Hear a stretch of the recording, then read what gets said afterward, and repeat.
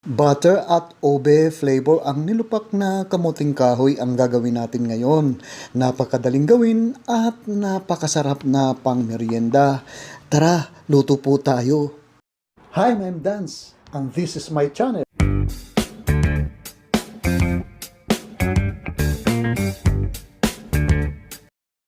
Ito po ay 1.5 kilograms na kamuting kahoy at ito po ay babalatan po natin ito.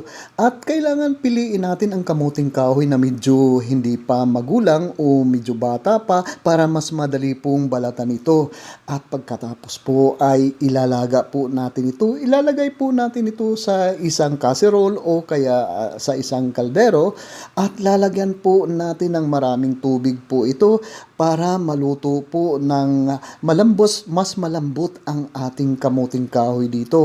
At kapag malambot na po ang ating kamuting kahoy ay agad natin ito hahanguin at pagkatapos ay tatanggalan po natin ito ng twigs o yung nasa gitna na medyo matigas na parte ng kamuting kahoy at pagkatapos ay dudurugin po natin ng tinidor ito habang ito ay mainit pa. Mas madaling durugin kapag ang kamuting kahoy ay mainit-init pa po at pagkatapos po ay ilalagay po natin ito sa isang mas malaking lalagyan at ito po ay ating babayuhin at mas dudurugin po natin ito gamit ang ating pangbayo nito na kahoy.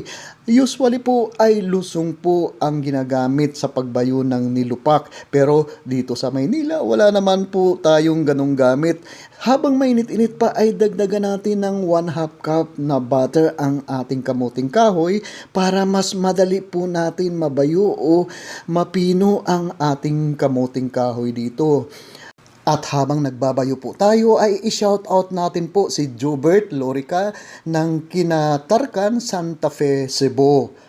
Magdadagdag din po tayo dito ng 1/2 cup na sugar at ituloy-tuloy lang po natin ang ating pagdudurog ng ating kamuting kahoy at i-shoutout uli natin si Maria Merle ng Victoria, Australia. Maraming salamat po sa inyong patuloy na pagsubaybay sa Dance.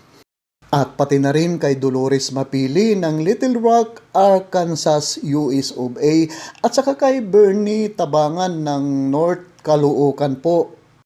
Ngayon naman po ay hahatiin natin ang ating binayo na kamuting kahoy ng dalawa. 2 equal parts po ang ating paghati dito at pagkatapos po ay yung isang parte ay maglalagay po tayo dito ng 1/3 cup na condensed milk at saka hahaluin lang po natin ito ng hahaluin hanggang sa ma-combine po ang ating condensed milk dito. At kung medyo natatabangan po kayo dito sa aking inilagay na condensed milk, pwede naman po mga 1/2 cup ang ating idagdag na condensed milk dito. At sa isang parte naman ay maglalagay po tayo dito ng 1/3 cup na ube flavored na condensed milk dito.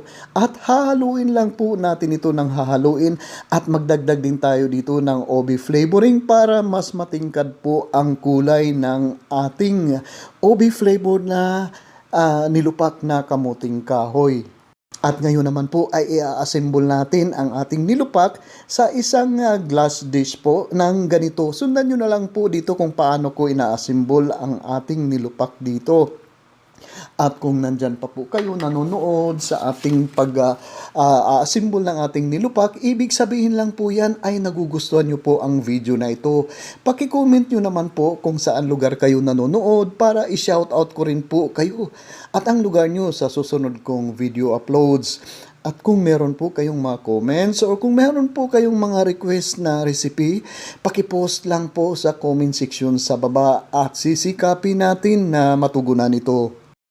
At dito sa aking pag-assemble ay hindi naman po kailangan na ganito po ang gagawin nyo po. Siguro mas magaling po kayo mag-design ng kung paano natin i-assemble ang ating nilupak dito. At pagkatapos ay gagadgaran po natin ng cheese sa ibabaw ng ating nilupak na kamuting kahoy para mas malinamnam po ang ating kamuting kahoy.